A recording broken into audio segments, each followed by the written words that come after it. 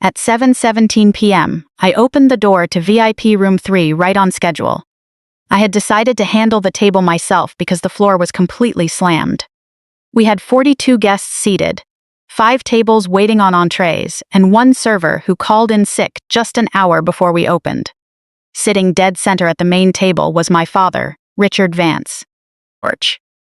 In front of 3 private equity investors visiting from New York, he deliberately called me over, ordering me around like a cheap entry-level hire he could push around. My mother, Barbara, sat right beside him, a bitter smirk playing on her lips. My older brother, Tyler, kept his eyes glued to his menu, acting like he didn't even recognize me.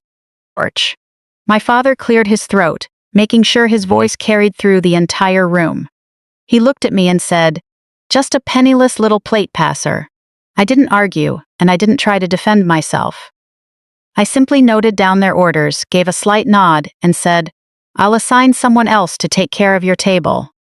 Then, I turned and walked out. Behind me, the clinking of crystal glasses mixed with a few quiet, condescending laughs. It was a textbook public put-down, witnessed by 7 people, inside a closed VIP room. What none of them knew that night was that they had spent 5 whole years overlooking something massive about me. And the truth they were about to uncover was going to turn their privileged world upside down. To understand how we ended up in that room, we have to go back to May 2019. It was May 18th, 2019, 2:30 p.m., inside the DePaul University Arena in Chicago. 847 graduates in black caps and gowns filled the floor. I stood in line, adjusting my cap, listening for the loudspeaker to call my name.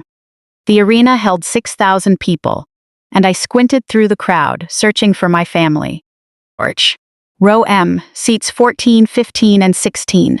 My father sat with his arms crossed, his face completely blank. My mother was staring down at her phone. My brother Tyler, who was 2 years older, was staring at the commencement pamphlet as if it held Wall Street's stock tickers. Nobody waved. Nobody smiled. Jennifer Ann Vance, Bachelor of Science in Hospitality Management. Magna cum laude. I walked onto the stage and took my diploma while the announcer's deep voice echoed through the speakers. I looked back up toward row M. Nothing. No raised arms, no cheers. Meanwhile, over in row K, where my roommate Chloe's family was sitting, 12 people jumped up, screaming and cheering. Chloe's parents and cousins, people who weren't even related to me, were making all that noise for my milestone. My own family didn't even budge from their seats. I shook hands with the dean and stepped off the stage. I had finished college with a 3.8 GPA. My parents had paid $78,000 for my tuition, a figure I knew I would hear about constantly in the years to come. I took my seat again. Another name was read, and then another. I didn't look back at row M for the rest of the ceremony. At 4:45 p.m., out in parking lot C, I waited for 40 full minutes at the designated family meeting point. My family showed up 38 minutes late without a single word of apology. My father reached out and gave me a hand. It was a classic corporate handshake, firm, professional, and lasting exactly 2 seconds. My mother offered a half-hearted hug, brushing her shoulder against mine without wrapping her arms around me. Tyler mumbled a quick, "Congrats," without making eye contact once. 0 photos were taken. I knew what that meant, because back in 2019, when Tyler graduated from Northwestern, they took 23 pictures.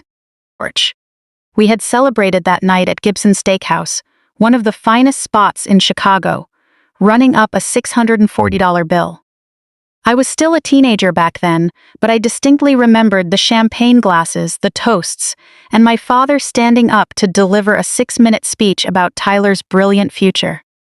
Today, we were standing in an asphalt parking lot, smelling of exhaust fumes. "So," my father said, hands buried in his pockets. "What's the plan now, Jennifer?" "I'm applying for Marriott's corporate management training program," I replied. "It's a fast-track path straight into executive management."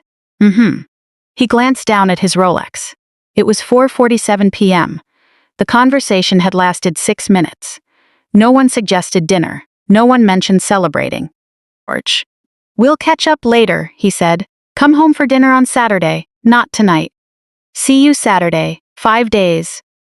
They climbed into their Mercedes Geely and drove north toward the affluent Gold Coast neighborhood 4.3 miles away.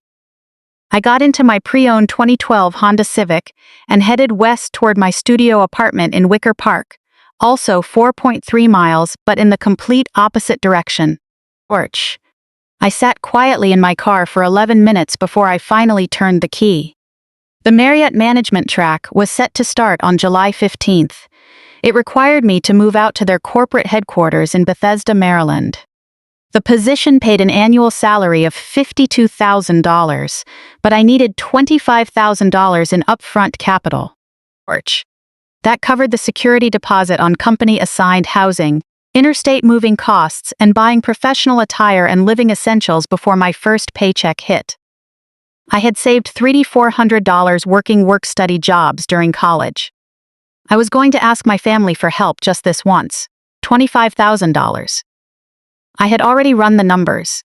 I would pay it all back with interest over 3 years, at $694 a month. Tyler was currently in his second year of his MBA at Northwestern's Kellogg School of Management. Total tuition for 2 years was $145,000. My parents covered the entire thing, plus $2,000 a month for his luxury apartment in Lincoln Park. In that year alone, they had handed Tyler $96,500. All I was asking for was a single $25,000 investment into my career. That night, using my personal email, jenny.vance1997@gmail.com, I drafted a message to richard.vance@vancecap.com. Date May 18, 2019, 11:20 p.m. Subject: Post-graduation plans, Dad. Thank you for coming to my graduation today. It meant a lot. I wanted to touch base about my plans after school. Marriott accepted me into their executive corporate training program, which is a direct management path with solid growth potential. I need to give them an answer by June 1st. The role requires $25,000 upfront for relocation, housing deposits, and initial expenses. I built a 36-month repayment schedule at $694 a month. Can we talk about this week? Are you free Tuesday or Wednesday? Jenny? At 11:22 p.m., I clicked send. Read receipt. May 19th, 7:14 a.m. No reply. Between May 19th and May 24th, I submitted applications for 14 other positions across hotel management, event planning, and food service supervision. I checked my inbox 47 times a day. I called the recruiter at Marriott, telling her, "I'm extremely interested. I just need to finalize a few logistical details." "Miss Vance, we need your final answer by June 1st, she told me. The cohort starts on July 15th. 8 days. I had 8 days to pull together $25,000. I opened Excel, built out a budget spreadsheet, and ran every scenario. Best case, worst case, bare minimum. Every time I hit the bottom line, I landed on the exact same realization. My parents spent $24,000 just paying Tyler's rent this year. All I asked for my entire career was a one-time loan of $25,000. It was completely reasonable. Compared to what they invested in Tyler, it was a drop in the bucket. On Tuesday, May 21st at 3:47 p.m., my phone buzzed. It was an email from barbara.vance@gmail.com. Subject: Saturday dinner body. Jennifer, 6:30 p.m. Don't be late, Mom. That was it. No looking forward to seeing you. No let's talk about your plans. Just a time and a command. On Saturday evening at 6:15 p.m., I arrived at the Gold Coast mansion, 13 minutes early. There were 12 cars parked in the driveway. Nobody had mentioned this was a massive gathering. At 6:28 p.m., I walked through the front door. I was wearing business casual, black trousers, a white button-up, and a blazer. Everyone else in the house was dressed in evening cocktail attire. The long dining room table could seat 14 people, and 12 seats were already filled. My grandparents, my Uncle Robert and Aunt Linda, 2 cousins I saw maybe twice a year, Tyler and his fiancée Sarah, and 4 impressive-looking people I didn't recognize. My mother stepped out of the kitchen. "Jennifer, you're here." "Sit," she said, her voice carrying a fake, theatrical tone. She didn't explain why a family dinner had turned into a party for 14. She didn't introduce me to the strangers. She simply pointed at the only empty chair left. Seat number 14. Right at the very end of the long table, exactly 13 feet away from my father, who was holding court at the head. I sat down and smoothed my napkin over my lap. Orch. My father held seat number 1, illuminated by the crystal chandelier above him. Between us sat 11 people, 11 sets of fine china and 11 crystal wine glasses catching the light. My grandfather turned to me. So, Jenny, what's next for you? The table went quiet. 11 faces turned toward me. I opened my mouth to respond. My father stood up. Orch. He didn't ask for the floor, and he didn't care that someone had asked me a question. He simply stood, and everyone went silent. I have an announcement, my father said, his voice filling the room the same way it did in corporate boardrooms in New York and Chicago. Richard Vance, founder and CEO of Vance Capital Management. 58 years old. Net worth over $40 million. Orch.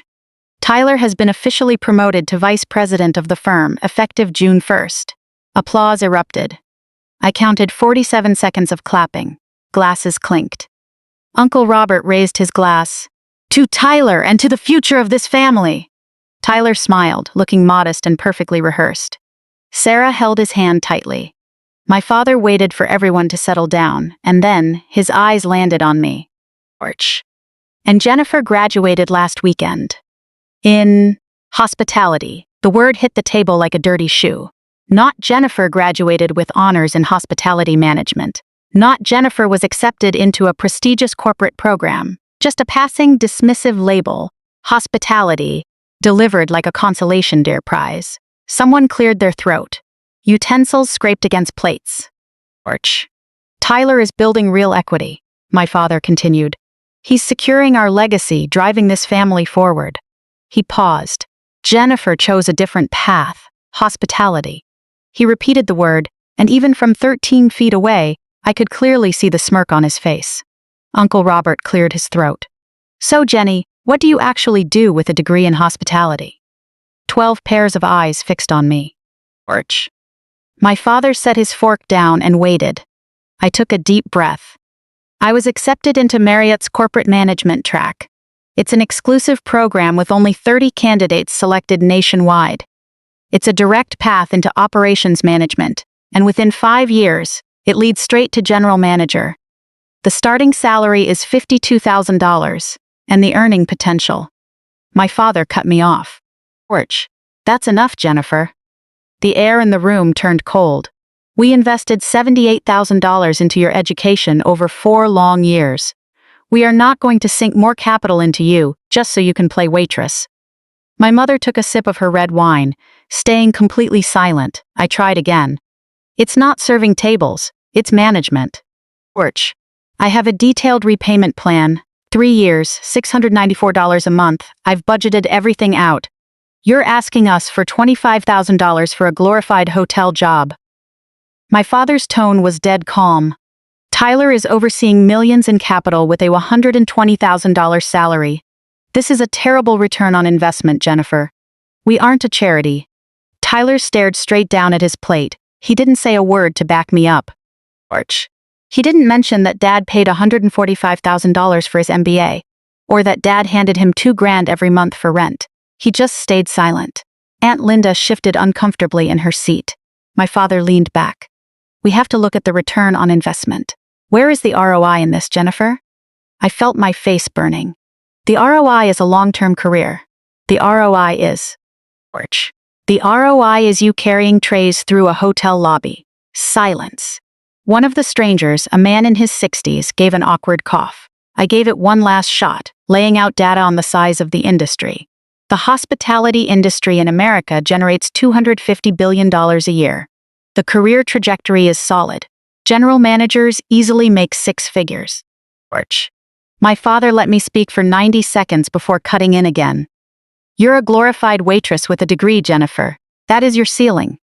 His voice rose, making sure every single person in the room caught every word. We invest in Tyler because he builds value. He generates wealth. And you? You serve people. You carry food and pour drinks. That's not a career. That's servitude. Orch. My mother added in a soft, almost playful tone. Honey, we have to be realistic. Look at the ROI. What value are you actually bringing to the table? Someone at the table. I couldn't tell who. Let out a quiet laugh. My father leaned forward. A penniless little plate passer with a diploma. We paid $78,000, and this is what we get back. Tyler creates wealth, and you pass drinks. Orch. There is a world of difference between the two, Jennifer. A world of difference. Those words hit like heavy bricks. A penniless little plate passer. A server. $78,000. It felt like being handed a receipt for a defective product, shoved right in my face. My grandfather tried to soften the room. Richard, that might be a bit harsh. No, Dad. She needs a reality check. It was 7:12 p.m. Orch. Exactly 22 minutes had passed since I sat down. 22 minutes of non-stop criticism in front of 12 witnesses. Not one person spoke up for me. I stood up. I didn't start an argument. I didn't cry, and I didn't raise my voice. I folded my napkin neatly and set it down next to my untouched plate. Thank you for making things so clear, I said. I won't bring it up again. Orch. My mother's voice followed me from behind. Don't be so dramatic, Jennifer. We're trying to help you. We're just telling you the truth. You made your bed, or rather, you make beds for other people, so now you have to lie in it.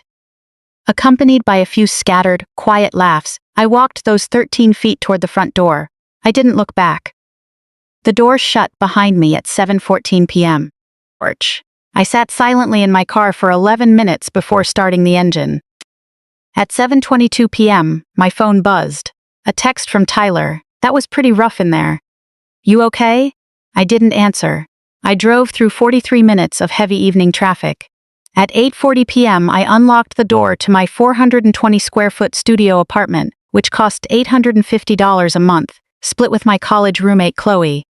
Chloe was sitting on the couch. Orch. How'd it go? I told her everything. It took 7 minutes. I didn't cry once. So what are you going to do? She asked. I looked at my laptop where the Marriott email was still open.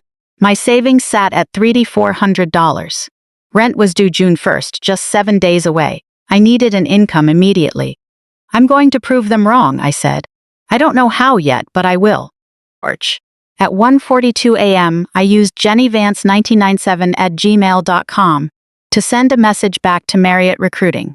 Subject: Management Trainee Offer Body. Thank you for this opportunity.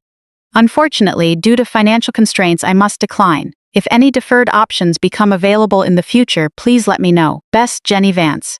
I closed my laptop. I had 7 days to land a job. Orch. On May 27th, I walked in for an interview at a high-end casual spot in the West Loop called Thorne's Table. The owner, Marcus Thorne, looked me in the eye and asked, "Why hospitality?" I looked right back at him. Because I'm good at it and I love the work.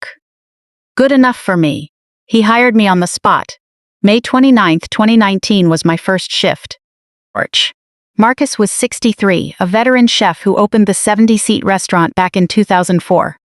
Average check was $65 per guest. You start on the floor, he told me. $14 an hour plus tips, guaranteed 40 hours a week. I train everyone the same way, starting from the ground up. If you're as good as you say you are, you won't be on the bottom floor for long. I accepted. On June 14th, I received my first paycheck. Orch. $847 gross, $672 net.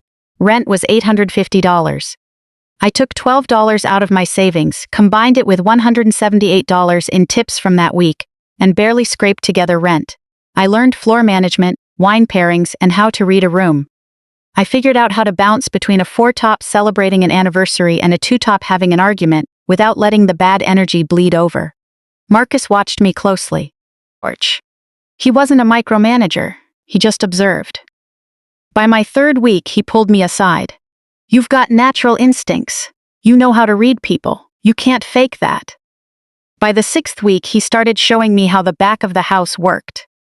He let me shadow the kitchen and walked me through the profit and loss statements. The operational core of any restaurant. Orch. Most servers never see this side of the business, he said. But if you want to build something real, you need to understand the skeleton.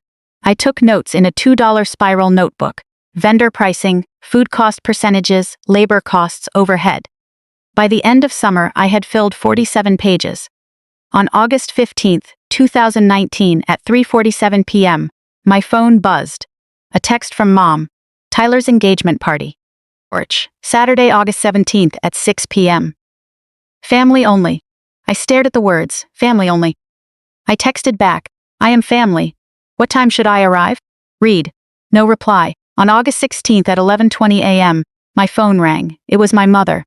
Jennifer, we think it's better if you skip this one. Things are a bit tense right now, you understand, right? No, I don't. This is Tyler's moment, and the focus should stay on him. Porch. We don't want any uncomfortable situations. I won't make anyone uncomfortable. I'll congratulate him and... Click. She hung up. I was in an uncomfortable situation. On August 17th at 6 p.m., I picked up a double shift at Thorne's table, working straight from 11 a.m. to 10 p.m. I walked out with $340 in tips that night. Porch. Tyler's engagement party had 60 guests and ran up an $8,000 catering tab.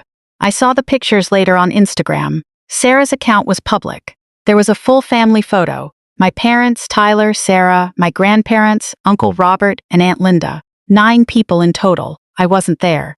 At 2:14 a.m., I sent a text. Congratulations, Tyler and Sarah.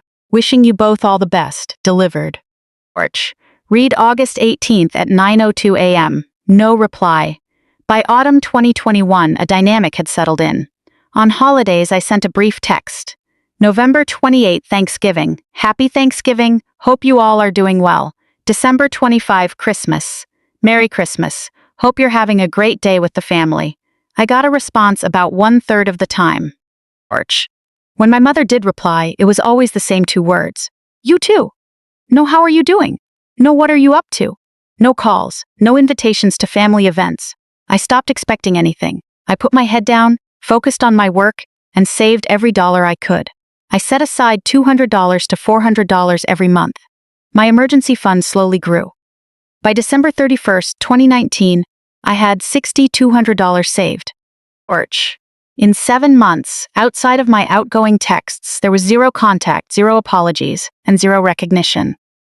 On January 1st, 2020, I wrote a goal in my notebook and taped it to my bathroom mirror. Own my own apartment by 2022. Own my own business by 2025.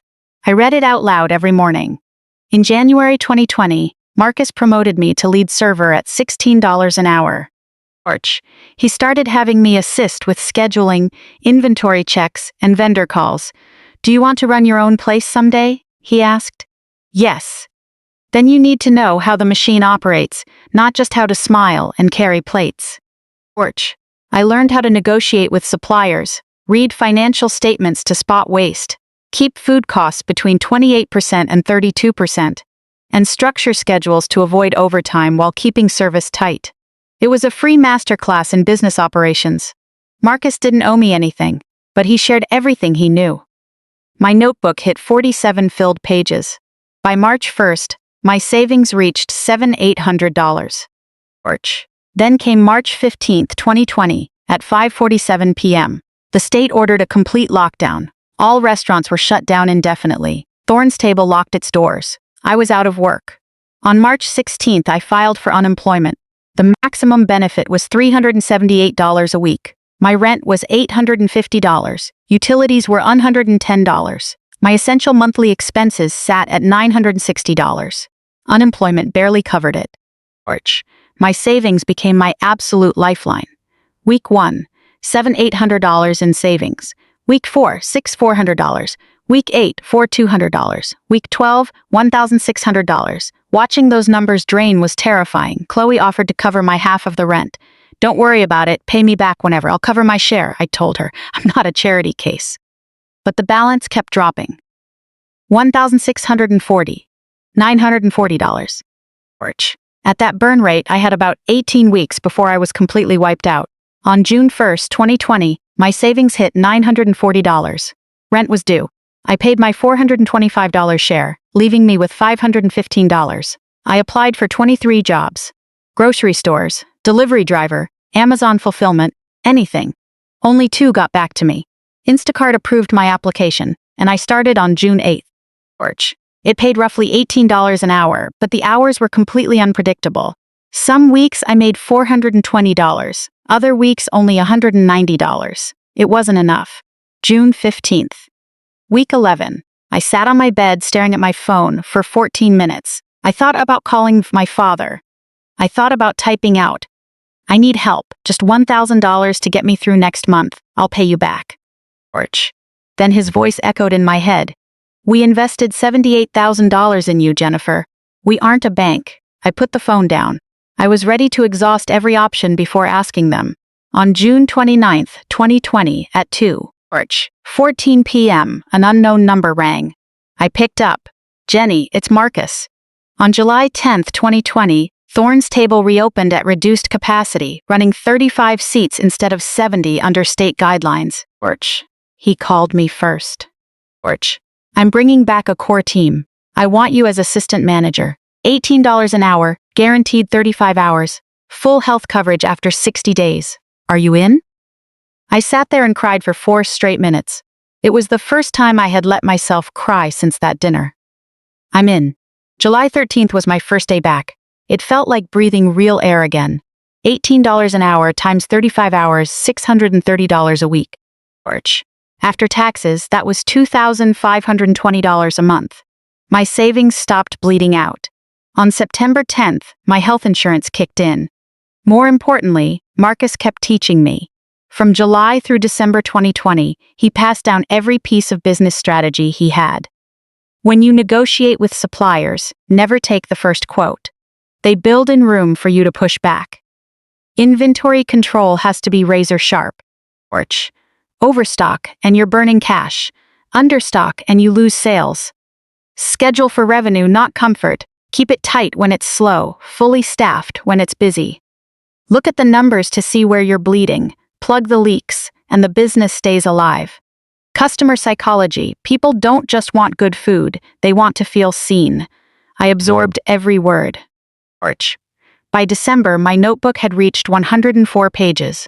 My savings rebuilt back up to $3,800 by December 31st. My family contact during this time, 5 texts sent, 1 brief reply received. On Christmas Eve, I happened to see Sarah's Instagram story. A family photo inside the Gold Coast mansion, right in front of a massive Christmas tree. 9 people, my parents, Tyler, Sarah, my grandparents, Uncle Robert, Aunt Linda, and 2 cousins. No sign of me, no mention. It was like I didn't exist. On December 24th at 6:15 p.m., I closed Instagram and flipped my phone face down on the table. Marcus asked if I wanted to head home early for the holiday. "No thanks," I said. "I'm good right here." I worked straight through until close.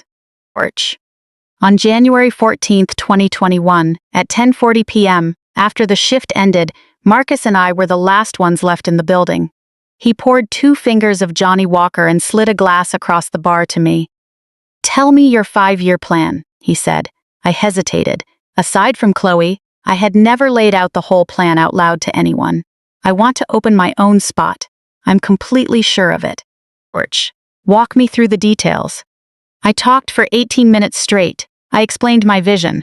Upscale casual, quality ingredients, accessible pricing, built around the local community. Nothing pretentious, just incredible food.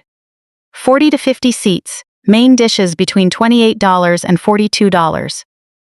A place where people felt welcomed, not judged. Marcus listened quietly without interrupting or calling it unrealistic. When I finished, he said, "You've been thinking about this every single day since you were 19. He nodded, walked back into his office and brought out a folder, sliding it across the bar. "Restaurant business plan template, 47 pages, fill it out." Every Sunday at 3 p.m., we meet in my office. No excuses. I looked down at the folder. "Why are you doing this for me?" "Because you have something most people lack. You're hungry. Not for food, for proof." Every Sunday at 3 p.m. from January 17th to May 23rd, 2021, we met in his office. We walked through the business plan section by section. Concept development, market analysis, financial projections, site selection, supplier contacts, and staffing structure. Porch. Marcus introduced me to his network: distributors, equipment sellers, landlords, and fellow owners. He treated me like a peer, not an employee.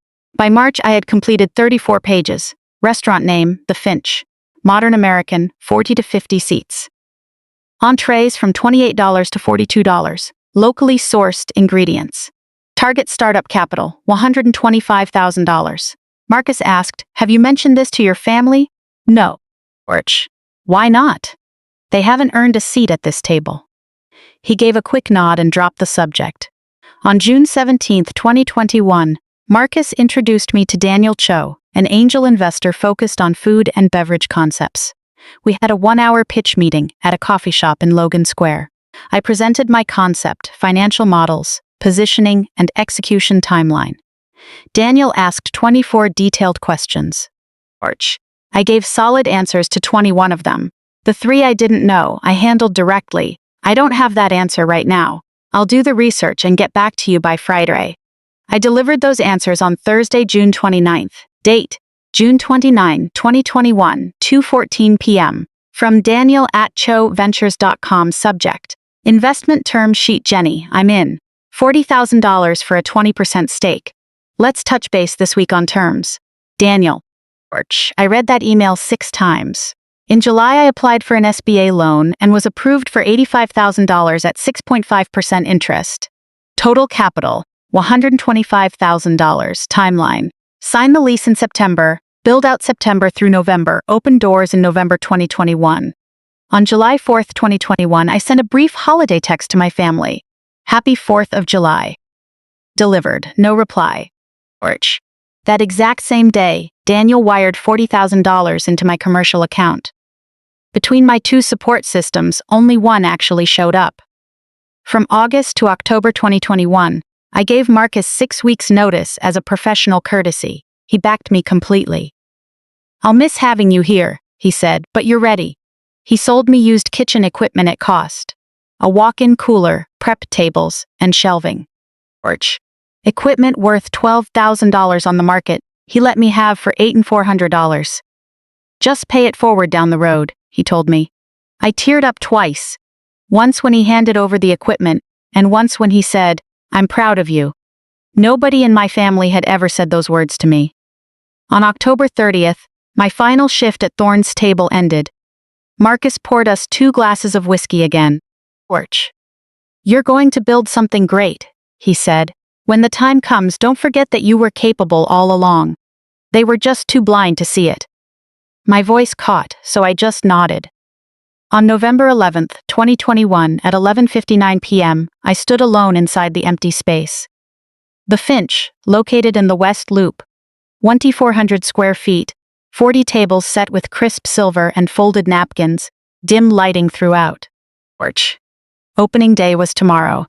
I sent a simple text wishing my parents and Tyler a happy Thanksgiving. No response. But for the very first time, it didn't bother me at all. Going back to September 12th at 2 p.m. inside the West Loop landlord's office, I signed a 3-year lease.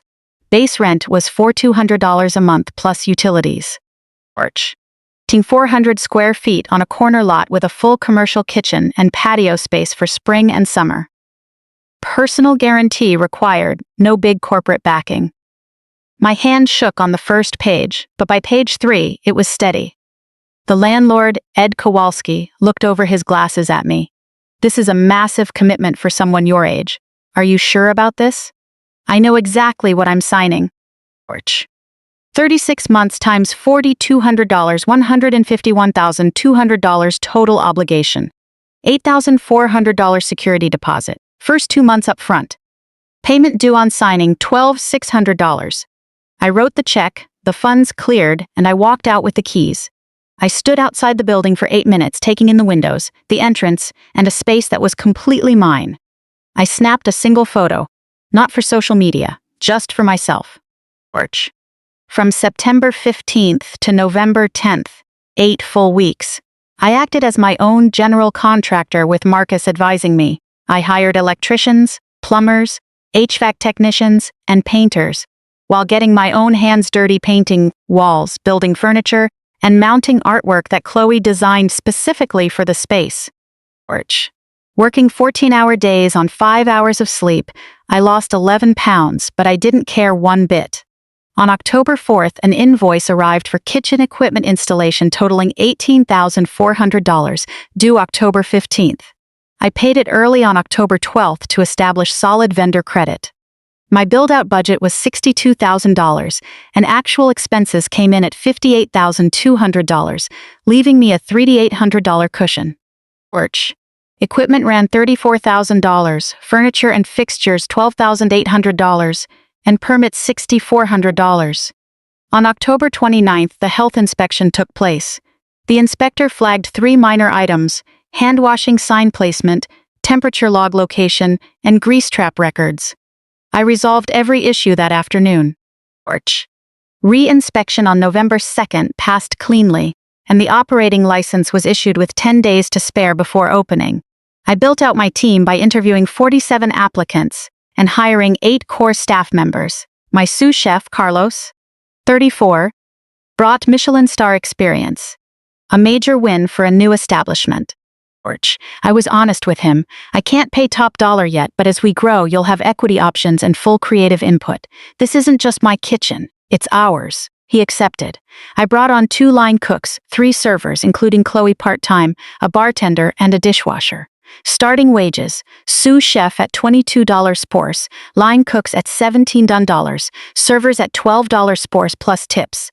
Monthly payroll projection, $18,400. Porch. My personal salary for the first 6 months. $. Training ran for 2 weeks starting November 1st. While unpaid trial shifts are common, I paid them out of pocket totaling $4,200 because taking care of your team is fundamental. On November 8th, I sent out 60 invitations for our soft opening to friends, industry contacts, vendors, and supporters. 52 confirmed. My family was not on the list. Porch. That wasn't an oversight. It was a deliberate choice. On November 12th at 5 p.m., the doors opened for the soft run. The kitchen hit a few bumps. Orders piled up at the pass, 1 appetizer went out oversalted, and a dessert landed 12 minutes late. But we served 23 tables in total. Revenue hit $1,847 with an average check of $80.30. Porch. Food cost ran $628, 34%, slightly high. Labor was $440 and overhead was $220, resulting in a net loss of $3,200. Completely within expected launch margins. A guest left a feedback card: outstanding food. Service timing had a few hiccups, but huge potential. Will definitely return. I pinned it to my office wall. Porch. On November 25th, Thanksgiving Day, at 9:14 a.m., I sent a message: Happy Thanksgiving. Grateful for everything this year brought. Delivered. Read at 3:42 p.m. My mother replied, Happy Thanksgiving. 2 words. 401 days had passed since that dinner, without a single real conversation. During the first 30 days of operation, we averaged 18 tables on weeknights and 32 on weekends. Porch. Total revenue hit $28,400 against $34,200 in operational costs, resulting in a manageable $5,800 deficit that adjusted cash reserves from $125,000 down to $119,200.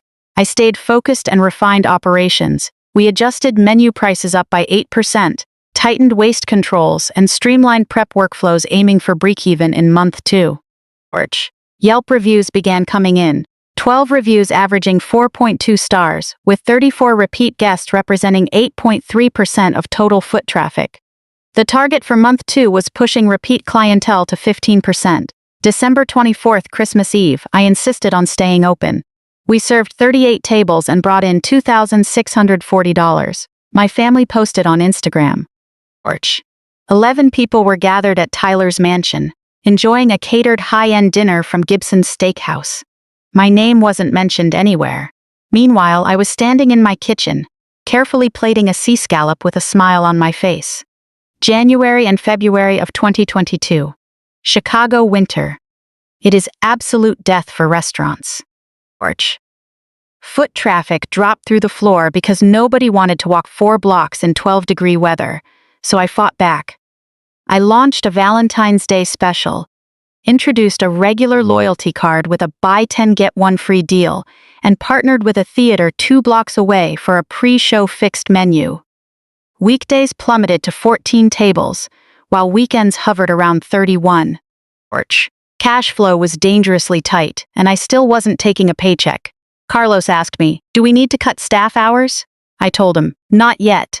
Cutting hours means cutting service quality. Just give me 8 more weeks." In January, revenue was $22,100 against expenses of $28,600, putting us $6,500 in the red. February brought in $26,800 thanks to Valentine's Day, with expenses at $27,200. We lost $400. We were getting so close. In March, spring arrived early. The patio opened on March 15th and foot traffic surged. We averaged 22 tables on weekdays and 41 on weekends. Revenue hit $34,200 against $32,360 in expenses. Profit, $840. It was our very first profitable month, 16 months after my graduation and 10 months after that humiliating family dinner. I walked into the walk-in cooler, shut the heavy door, and cried alone in the freezing cold for 6 minutes. Nobody saw me, and nobody knew. When I stepped back out, my face was completely dry, and I got right back on the line. On March 15th, I wrote myself my first paycheck for $800. It wasn't full pay, but it was something. I bought a new pair of work shoes to replace my old ones, which had worn completely through the soles. I sent a text to my family. "Hope spring is treating you all well." No reply. Summer of 2022 arrived. Every Friday and Saturday night, the patio was completely packed. Word of mouth was building fast. We were at 4.6 stars on Yelp with 103 reviews, and 4.7 stars on Google with 87 reviews. On July 12th, a woman sat alone at table 7. She ordered the tasting menu and took detailed notes between every course. I had no idea who she was. On September 8th, Time Out Chicago published a review. 4 stars. A hidden gem on the West Side. Chef Vance's technique easily rivals the most expensive fine dining spots downtown, but at a fraction of the price. The Finch proves that fine dining doesn't need pretension, just skill and soul. My phone exploded. Reservations blew up by 340% for the following week. September revenue reached $46,200, a record high with a profit of $4,100. I gave every employee a $200 bonus. It was the first time I could afford to do that. On September 15th, a man I didn't recognize dined at table 11 and sent compliments to the kitchen. I later learned he owned a restaurant group, and that Sarah, Tyler's wife, worked at the law firm his group partnered with. Sarah saw the Time Out feature and showed it to Tyler, though I had no clue about any of this at the time. On June 4th, 2022, Tyler and Sarah got married.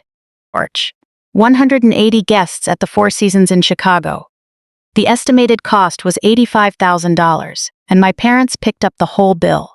I wasn't invited. On June 3rd at 8:47 p.m., I sent a text. "Congratulations to you and Sarah. Hope tomorrow's wedding is perfect." Delivered, read. On June 4th at 7:02 a.m., the morning of the wedding, still no reply. I worked the lunch shift that day. We served 47 tables and pulled in $3,180. Tyler's wedding had its own hashtag on Instagram, Sarah and Tyler Forever. Later on, I saw the photos. The ceremony, the dinner, the family portraits, 9 people in the main family photo. On the guest list, I was 0%. In the family narrative, I was 0%. That was the last text message I ever sent to Tyler. June 30th, 2022. Our first 5-figure revenue month, hitting $51,200 with a $5,847 profit. I took a full paycheck for the first time, $3,600 a month, and started rebuilding my savings. I didn't tell a soul. In March 2023, my landlord Ed approached me. The retail space next door had opened up, 600 square feet. "I can knock down the wall and lease it to you for $1,800 a month. Interested?" I spent 3 days running the numbers. The new total rent would be $6,000 a month. Expansion costs were $28,000. Capacity would jump from 40 seats to 65. increasing revenue potential by 60%. I negotiated with him, and he agreed to a 5-year lease renewal on much better terms. I funded the entire expansion with cash flow and savings. No new loans. On May 1, 2023, the expanded restaurant opened with 65 seats. On night 1, we served 94 tables and hit a record $6,847 in daily revenue. That exact same day, my family posted a Mother's Day brunch photo on Instagram, another catered spread for 11 people. I wasn't invited, and I wasn't mentioned, but I was so busy I didn't even have time to care.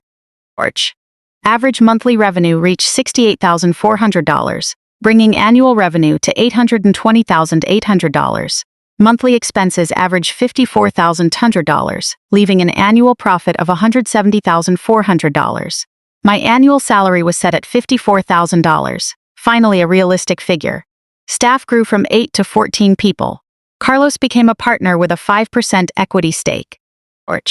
We held 4.8 stars on Yelp with 340 reviews, and weekend reservations were booked out 2 weeks in advance. On December 31, 2023, Carlos and I sat in the office for our end-of-year review. "We hit $820K, I said. "Our first month was only $28K. That's a 2,931% growth rate." Carlos smiled and said, "That's not just growth. That's a massive sign to everyone who ever doubted you." On December 25th, I sent my routine annual Christmas text. It was read, but no reply came. I deleted the entire thread, completely wiped clean. October 15th, 2024 at 9 a.m. The Michelin Guide Chicago 2025 was released. I was in the kitchen prepping for lunch when my phone started buzzing relentlessly. It wouldn't stop. I checked it. 247 unread texts, 89 missed calls, and over 1,200 Instagram notifications. I opened the Michelin app. It wasn't a star, but a Michelin recommended selection. Only 83 restaurants in all of Chicago made the cut. It was a massive honor. Media requests flooded in, and reservations poured like an avalanche. In under 24 hours, our tables were completely booked for the next 4 weeks. Projected revenue was set to jump by 40%. I scrolled through the notifications. Congratulations came from suppliers, regulars, industry peers, and college classmates I hadn't spoken to in years. Chloe, Marcus, Carlos, staff, and complete strangers. 0 messages from Richard, Barbara, or Tyler. I noticed, but I didn't reach out to them. They didn't deserve to share in the good news. On November 8, 2024, the Chicago Tribune ran a 4-star review and a feature story at the top of the food section. It featured a full-page photo of me completely focused on plating in the kitchen. The headline read, "From waitstaff to Michelin recommended, Jenny Vance's quiet revolution." The article was 1,847 words long. It detailed how I self-funded the business, mentioned my mentorship under Marcus Thorne, and highlighted how I overcame steep odds. When the reporter asked about my family, I declined to discuss them. The article went viral locally, reaching 12,400 shares in its first week. On November 12, 2024, at 2:47 p.m., the front house phone rang. Chloe, working reception, picked it up.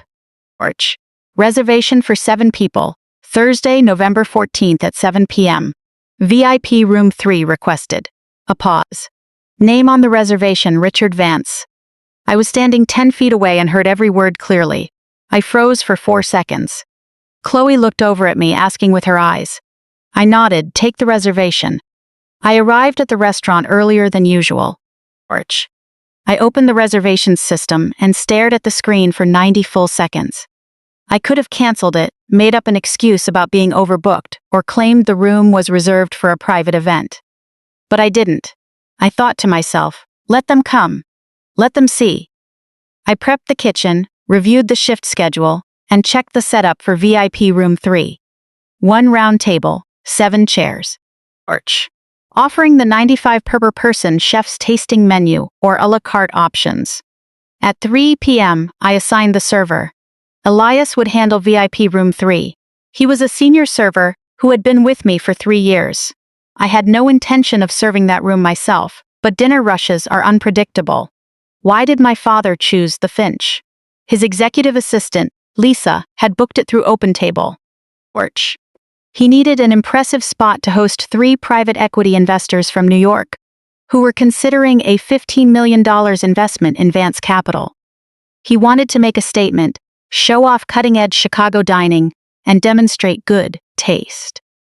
Lisa had read the Tribune review, saw the Michelin-recommended tag, and placed the booking. She forwarded the confirmation to him.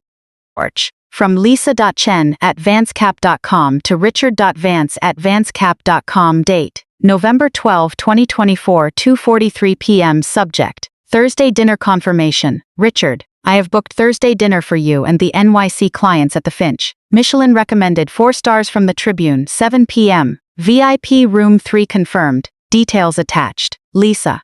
My father looked at the website and saw founder, J. Vance. A fleeting thought might have crossed his mind about the shared last name, assuming it was just a coincidence.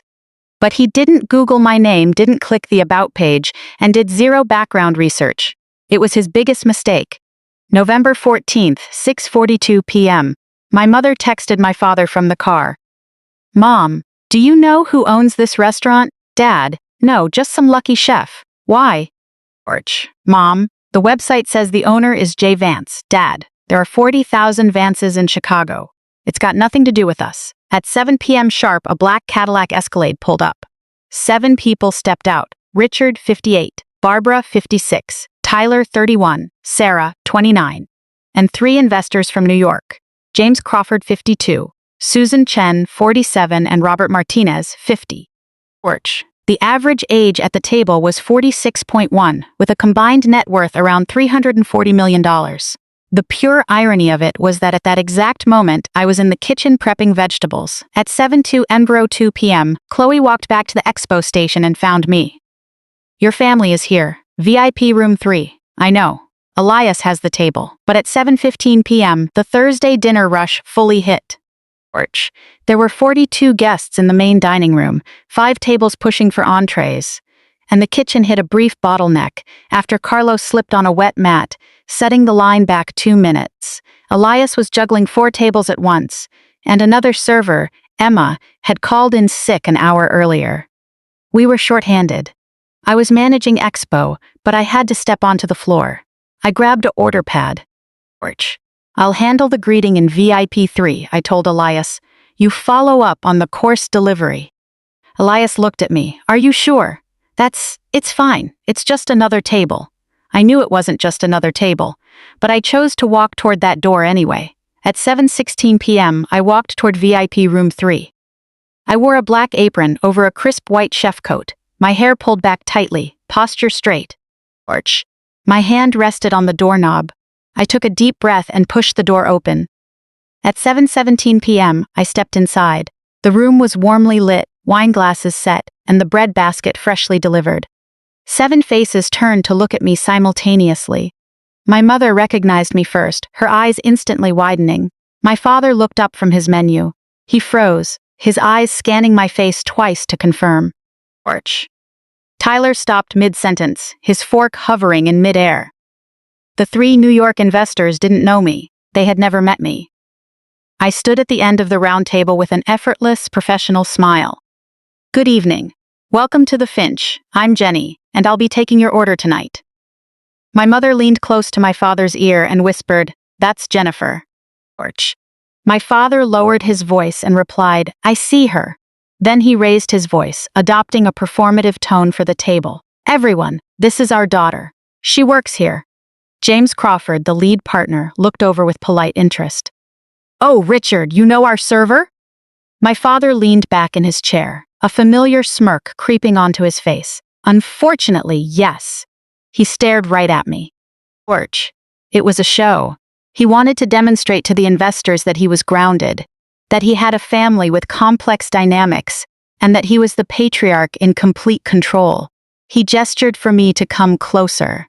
Step over here, Jennifer. Tell everyone, what exactly do you do here? His tone was dripping with condescension, like testing a preschooler on multiplication tables. I didn't move closer. I stood my ground.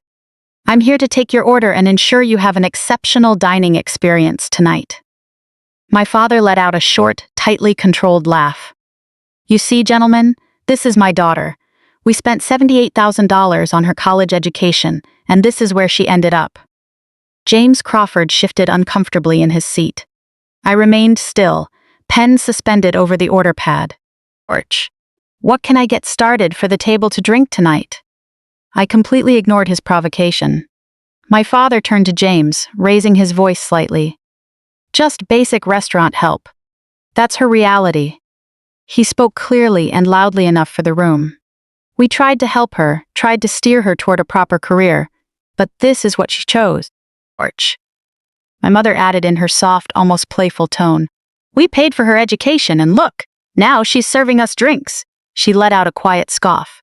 Tyler kept his head down, staring intently at his menu as if it held the secrets of the universe. He didn't say a word to defend me. His silence was total complicity. James Crawford didn't laugh, nor did Susan Chen. Orch. Robert Martinez picked up his water glass and took a long sip to cover the awkwardness. The tension in the room was thick. Just basic help. We invested in her, and this is the return we got. My father added with a laugh. The investors didn't join in. I felt my hand grip the pen tightly for a fraction of a second. 1.4 seconds. Then, I relaxed my grip. Orch. I took a quiet breath and looked at my father, eye to eye, completely calm, devoid of emotion. I didn't defend myself, I didn't explain, and I didn't correct him. In a steady, businesslike voice, I said, I'll send someone else over to take care of your room tonight. I gave a slight nod, turned, and walked 9 paces to the door. I didn't look back once. Orch. The door clicked shut behind me at 7:18 p.m. The entire interaction lasted 82 seconds. I spoke 23 words. My father spoke 67 words. Outside the door, absolute silence hung in the room for 4 full seconds before my mother let out a nervous laugh to break the chill. James Crawford narrowed his eyes. Back in the kitchen, Carlos took one look at my expression. You okay? Orch. Perfect. I took off my apron. Send Elias in with the wine list. I'll handle the expo line. I didn't cry, and I didn't lose my temper. I picked up my tongs and began plating the next dish. From 7:18 to 7:50 p.m., Elias managed VIP 3, amuse-bouche, appetizers, main courses, 2 bottles of wine, a $140 Burgundy, and a $180 Napa Valley Cabernet. The wine total came to $320. The food was flawless. Orch. My kitchen never misses. The investors were praising the quality of every dish. My father kept trying to steer the conversation back to business, back to that $15 million investment. But James Crawford's mind was elsewhere. He had noticed something. The woman who had just been condescended to in front of everyone wore a pure white chef coat with small, dark gray embroidery that read, J. Orch. Vance, chef owner, not server. At 7:48 p.m., James excused himself to step out. He didn't head for the restroom. He walked toward the kitchen. Our kitchen features an open expo window that offers a clear view from the hallway. James walked past the window and stopped. He saw me. I was precisely plating a dish, fully focused, calmly directing the line cooks. Orch. He clearly saw the chef owner embroidered on my chest. He saw the entire kitchen staff responding to me with complete respect, following my cadence seamlessly. He pulled out his phone and searched Google, the Finch Chicago owner. First result, restaurant website, founded by Jenny Vance in 2021. Orch. Second result, Chicago Tribune article, from waitstaff to Michelin recommended, Jenny Vance's Quiet Revolution. Third result, Michelin Guide official page, the Finch, Michelin recommended, chef owner, Jenny Vance. James caught his breath and muttered softly, no way. He took a screenshot of the Tribune article, walked back to the private room and sat down. Orch. He waited 40 seconds before speaking up. James set his fork down. Richard, who owns this place? My father was busy cutting his steak, answering casually, oh, not sure. Just some lucky chef. Why? James pulled up his phone, held the screenshot up in the middle of the table and said, look here. Owner, J. Vance. Any relation? Dead silence. Orch. My mother's wine glass stopped 2 inches from her lips. Tyler closed his eyes briefly. My father's expression shifted from confusion to realization, and all the color drained from his face until he was ghost white. James's voice was remarkably quiet, yet sharp as a blade. Because the woman you dismissed as basic help is wearing a jacket that says chef and owner. Orch. And this restaurant earned a Michelin recommendation just last month. 8 full seconds of heavy silence followed. To my father, those 8 seconds felt like a century. Susan Chen leaned forward sharply. Wait, your daughter owns this restaurant? My father opened his mouth, but no sound came out. Orch. Robert Martinez, the third investor, added without hesitation. The woman you openly talked down to during our business dinner is the owner of the exact high-end establishment you picked to impress us? My father stammered, trying to piece together an excuse. We didn't know. She never said. James cut him right off. Did you ever ask her? Silence. Orch. Did you ever ask your own daughter what she actually does? Did you search the restaurant on Google before booking? Did you read the website that clearly states owner, J. Vance? My father's mouth opened and closed like a fish out of water. My mother attempted to step in. We really had no idea she owned this whole. Susan Chen's tone turned cold. Orch. You didn't know about your own daughter's business? Tyler stared fixedly at his plate, looking like he wanted the floor to open up and swallow him whole. James stood up. I'm going to speak with the owner. Excuse me. My father panicked. James, wait! Don't! James completely ignored him, walked out of VIP 3, and headed straight for the host stand. Orch. At 7:52 p.m., James approached reception and asked Chloe, May I speak with the owner? Chloe was composed and professional. She's in the kitchen right now. Is there an issue with your meal? No, quite the opposite. I'd really like to meet her. Chloe called me over her headset. I walked out of the kitchen in my black apron and white chef coat, completely calm. Orch. I met James around the corner, 40 feet away from VIP room 3, well out of sight of the room. Good evening, I'm Jenny Vance. How can I help you tonight? James extended his hand. James Crawford, I'm dining with your family in the private room, who are, clearly, your family. I shook his hand with a firm, brief grip. I understand. Has everything been to your satisfaction with the food? Orch. Far beyond expectations. But I want to apologize on behalf of the table for what transpired earlier. That kind of behavior was completely uncalled for. I maintained a neutral expression. Thank you for saying that. James continued, I'm the managing partner at Crawford Ventures. We invest in high-growth hospitality projects. I'd love the chance to discuss potential collaboration with you. Orch. Do you have a card? I reached into my pocket and handed him one.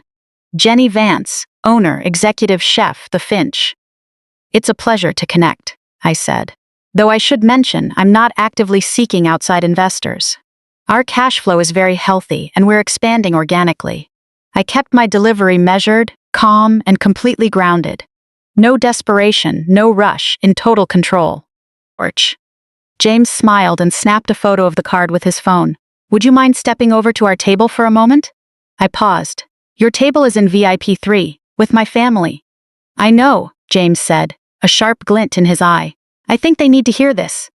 I hesitated for 3 seconds, then nodded. All right. I walked behind James back toward VIP 3. He opened the door. 7 faces turned once again. Orch. My father stood up abruptly, stepping into an awkward defensive stance. My mother sat frozen. Tyler finally raised his head.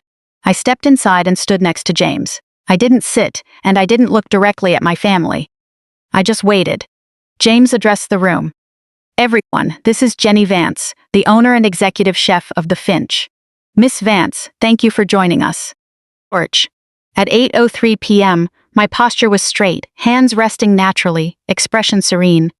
My father rubbed his hands nervously, his face flushed, completely avoiding eye contact. We were only 6 feet apart, but that distance felt like 6 miles.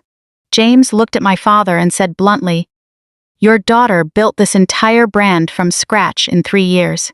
He didn't wait for a response. Orch. Michelin recommended, 4 stars in the Tribune.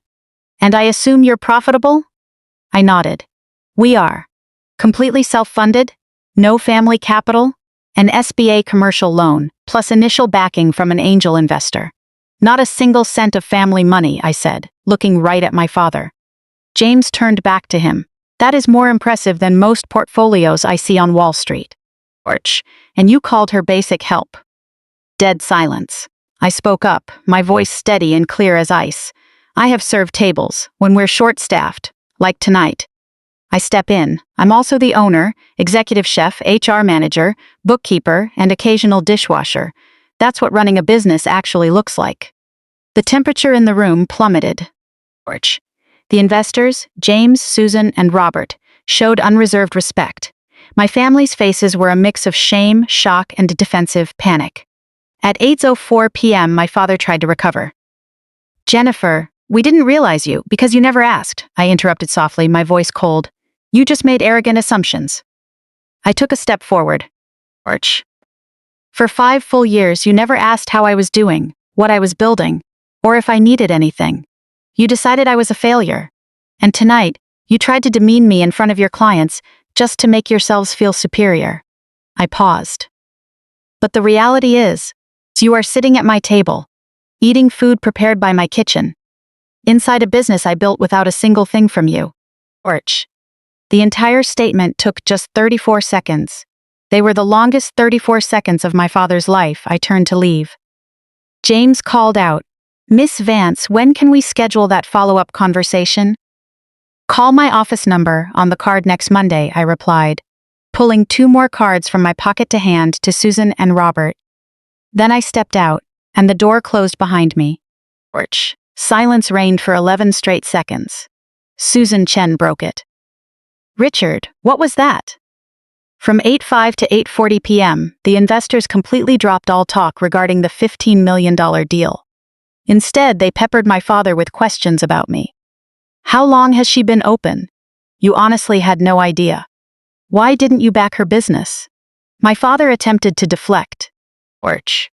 Family matters are complicated. James leaned back. No, it's simple. You wrote her off as worthless, and she proved you entirely wrong. Robert Martinez delivered the final blow with calculated precision. Richard, if you can't even recognize the talent and success of your own daughter, how can we trust your judgment on a commercial investment? It was harsh, but logically sound. That's how private equity works. During those 35 minutes, their entrees went cold. My mother barely managed 3 bites. Tyler didn't say another word. My father tried twice to shift the focus back to equity funding, and both times the investors shut it down, redirecting right back to my business. He was shut down 7 times in total. At 8:32 p.m., Susan asked Tyler directly, Do you keep in touch with your sister? Tyler's voice was barely a whisper. We don't really talk much. Susan replied coldly, That's a real shame. She's exceptional. At 8:42 p.m., Elias brought in the leather bill presenter. Total, $890. 7 tasting menus at $95 each came to $665 plus $320 in wine before tax and service fee adjustments. My father reflexively reached for the bill, as he always covered client dinners. He opened the presenter and froze. The reality hit him that he was writing a check to his daughter's establishment. His money was going straight to me. He stared at the check for 6 seconds. Then, trying to cling to a shred of dominance, he played a petty card. He leaned toward Elias and asked in a low voice meant for the table to hear, Is there any courtesy discount available? Elias spoke up clearly, making sure the entire room heard, No, sir, we do not offer comps or discounts, but we truly appreciate your business. Elias knew exactly what he was doing. I had given explicit instructions to the staff. Treat them like any standard guest. Zero special treatment. At 8:44 p.m., my father pulled out his black card and swiped it.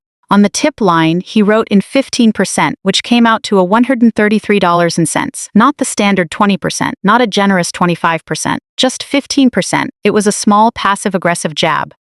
In Chicago fine dining, 15% is a subtle message of dissatisfaction. He could easily afford more, but he chose not to. The grand total was $1,023.50. After food and operational costs, my net profit as owner was roughly $380. That cash came directly from the man who had refused to loan me $25,000 5 years prior. When the receipt printed, my father signed it, his hand trembling slightly. James watched the gesture and shook his head imperceptibly. At 8:47 p.m., the party stood up to leave. They walked through the dining room, where 40 guests were enjoying their evening, a standard, successful Thursday night. I stayed in the back and didn't make an appearance. Chloe stood at the host stand. "Thank you for dining with us. Have a wonderful night." My father didn't reply. My mother forced a strained smile, while Tyler gave a numb nod. The investors paused. James handed Chloe his business card. "Please pass this to Jenny. I'll follow up on Monday." As they reached the exit, James turned to my father and said, "We'll reach out regarding the investment proposal, but I need to reevaluate a few parameters first." In business terms, the deal was dead. At 8:47 p.m., they stepped outside. Total time spent in the restaurant, 1 hour and 47 minutes.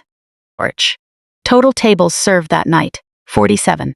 Revenue hit $6,200, making it our best Thursday of the month. My father's SUV pulled away. Inside the heavy silence of the car, my mother finally spoke. That was utterly humiliating. My father gritted his teeth. She humiliated us. Tyler, after remaining silent for over an hour, spoke his first words of the night. "No, Dad, you humiliated yourself." At 9:10 p.m., dinner service closed. The staff held our nightly debrief in the kitchen. Carlos asked me, "You holding up okay?" "I'm doing great." Chloe couldn't contain her excitement. That was the absolute coolest thing I've ever seen. I smiled, my first genuine smile in hours. I didn't plan it, but it certainly turned out fine. Carlos grinned. "They paid full price, every cent. And every time they open their wallets, they're going to remember tonight." 8 staff members were present, and the mood felt like a quiet victory. I finally sat down and ate a quick staff meal, my first bite of food in 10 hours since starting at 11 a.m. I checked my phone. 14 texts, not a single one from my family. At 9:47 p.m., an unknown number called. I answered. "Miss Vance, this is James Crawford. I wanted to follow up on tonight. Do you have a moment?" On November 16th, 2024, at 6:42 a.m., 2 days after the dinner, an email arrived. Subject: "Can we talk? Jennifer, your mother and I would like to meet with you to discuss what happened on Thursday. We believe there were some misunderstandings. We are free this weekend. Let us know your availability. Dad." I didn't read the email until 8:15 p.m., 13 hours and 33 minutes later. I didn't reply immediately. I thought it over for 40 minutes, then typed my response. Subject: Can we talk? I am available. Tuesday, November 28th at 11:09 a.m. Starbucks on Randolph Street. I can give you 20 minutes. Confirm if that works. Jenny? No informal greeting, no warmth. Terms entirely set by me. Location: a public, neutral space. November 17th, 7:04 a.m. His text came through. We can do that. See you then. That left 11 full days before the meeting. 11 days for them to sit with everything they had done. Me? I didn't spend time dwelling on it. I worked, I lived my life, and I kept building my business. By 11 a.m. sharp, my father walked in, with my mother right behind him.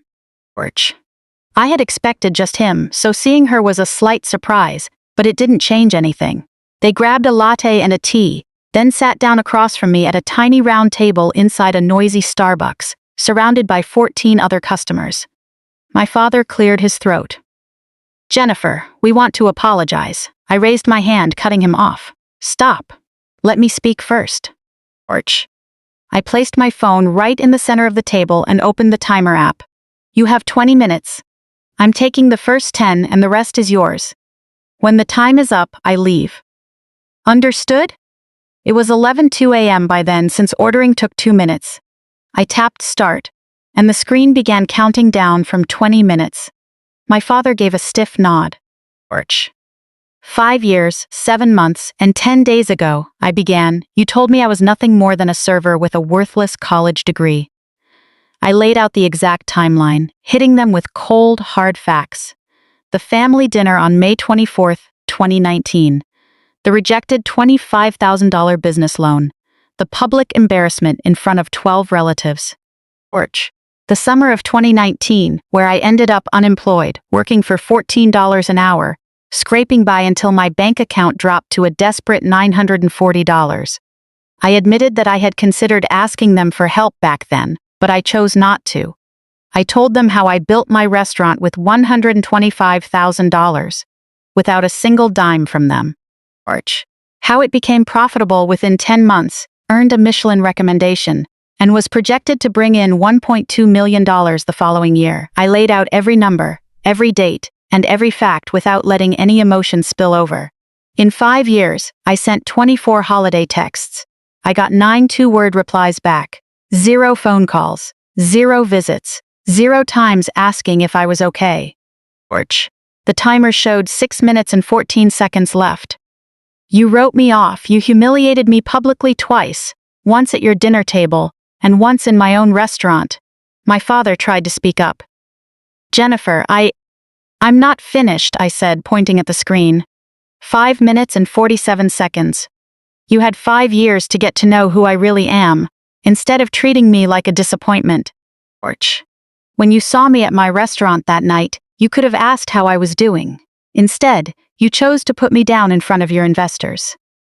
4 minutes and 20 seconds left. Now it's your turn. You have 10 minutes. I'd love to hear why you think this was all just a misunderstanding. I reset the timer to 10 minutes and hit start. My father let out a long sigh and began to speak. Orch. We thought the service industry was a dead end back then. We were trying to protect you from falling short. We supported Tyler because finance offered more stability and a higher chance of success. It wasn't about stability, I interrupted. It was because you didn't think I could do it. That's the truth. You decided I was a bad investment. 7 minutes and 18 seconds remaining. Orch. My mother tried to appeal to my emotions. We're your parents, we love you. You have a funny way of showing it. My father kept talking for over 6 minutes, offering endless explanations. He kept repeating but we thought, yet only said, I'm sorry a single time. A clear pattern of making excuses instead of taking responsibility. 3 minutes and 20 seconds left. I stood up. Orch. I'm not interested in excuses. If you want to be part of my life moving forward, these are my boundaries. I laid out 4 non-negotiable conditions. First, a sincere apology that meant taking real accountability for their actions. Not just saying I'm sorry you felt that way. Second, genuine respect for my career, meaning no more condescending remarks and no more comparisons to Tyler. Orch. Third, space. I wasn't ready for family dinners or holiday gatherings, though maybe a monthly coffee could work down the line. Fourth, absolute boundaries. They had no right to question my business, my life, or my choices ever again. They gave up that right 5 years ago. If you can't respect these terms, then things stay exactly as they are. A text on holidays. Orch. The choice is yours. I picked up my coffee cup. I don't need your money, and I don't need your approval. But if you want a relationship with me, show me with your actions, not your words. The alarm went off. I silenced the phone. My father looked up at me, his face pale. Wait, you're right. I'm so sorry. Truly. I grabbed my bag. We'll see. Actions speak louder than words. Orch. You have my number. At 11:23 a.m., I walked out of the Starbucks. Between December 2024 and May 2025, my father and I met for coffee 4 times. The conversations were still awkward and guarded, but at least they showed up. He started asking about the restaurant with caution, and I kept my answers professional and brief. My mother joined us for the last 2 meetings. Orch. In January, Tyler reached out privately, apologizing for his silence and asking if we could rebuild things slowly. My response was simple, maybe. Let's take it one step at a time. During our 3rd coffee meeting in late February, my father mentioned that he had read a news article featuring my restaurant 3 times. He looked at me and said he was proud of me. Orch. I thanked him, but I didn't say I forgave him. It wasn't time for that yet. On April 25, 2025, I sent out a group email to Richard, Barbara, and Tyler. It was a polite, formal invitation to the soft opening of my second restaurant location in Wicker Park, set for May 10th at table 14. Neutral, professional, and composed, it was the first invitation I had extended to them in 6 years. They accepted. The new space was an 85-seat venue built with $240,000, funded entirely by profits from my first location, without taking on any debt. On opening night, 98 out of the 120 invited guests attended, including my family. Table 14 was a 6-person table set against the back wall. Not a VIP spot, but not hidden away either. Just treated like any other table. They arrived 12 minutes late, true to form, sitting 4 p.m. at a 6-top, left enough space so no one felt crowded or forced into artificial closeness. Around 7 p.m., I stepped out of the kitchen to do my usual floor rounds, greeting guests and expressing gratitude. I saved table 14 for last. When I approached, my father looked up with a sense of quiet respect. He admitted. The place was incredible. I gave a polite nod, wished them a great meal, and moved on to the next table. They dined, and the evening went smoothly. The atmosphere at their table was quiet and careful. My mother complimented the design. Tyler asked about future expansion plans, and I kept my answers brief and grounded. My father stayed mostly quiet, but I could feel his gaze following me as I managed the floor, engaged with regulars, and ran my business with confidence. For the first time, he was seeing me in a completely different light. Later in the evening, my father stopped me briefly to reiterate how impressive everything was. I thanked him, wished them a good night, and kept moving. I wasn't going to linger. By 10:30 p.m., the soft opening wrapped up. As the staff cleaned, I sat alone at table 14 where my family had been hours before. My general manager, Chloe, brought over 2 glasses of sparkling water and joined me. "How does it feel?" she asked. "Strange." "Good but strange," I replied. 6 years ago, I had been excluded from family gatherings and pushed aside. Now, they were stepping into my world on my terms. The past wasn't erased, and the relationship wasn't fully restored, but they were there. They stayed for an hour and a half, enjoyed their meal quietly, and didn't make a scene or demand special treatment. Sometimes, that's enough progress for one night. The business numbers were strong. $8,400 in revenue for the night. The family side was still a work in progress, but for the first time in years, I felt a genuine sense of peace. At 10:47 p.m., my phone buzzed with a message from my father. "Thank you for having us. The food was outstanding, and you've built something truly remarkable. I'm proud of you, Dad." I looked at the screen, put the phone down, and didn't reply right away. Maybe I would tomorrow. Maybe. By June 2025, my life had settled into a steady rhythm. 2 profitable locations, 28 employees, and projected annual revenue reaching over $2 million. Investors still reached out occasionally, but I continued to politely decline. I was determined to build my business on my own terms. I still meet my father for coffee once a month, with my mother joining now and then, and Tyler and I are slowly, carefully rebuilding our connection behind firm boundaries. Rebuilding trust takes time, but progress is being made. Late one night, while closing up my original restaurant, I stood in the quiet, dimly lit dining room, with the chairs flipped onto the tables. My mind drifted back to May 2019, when I was told I wouldn't amount to anything.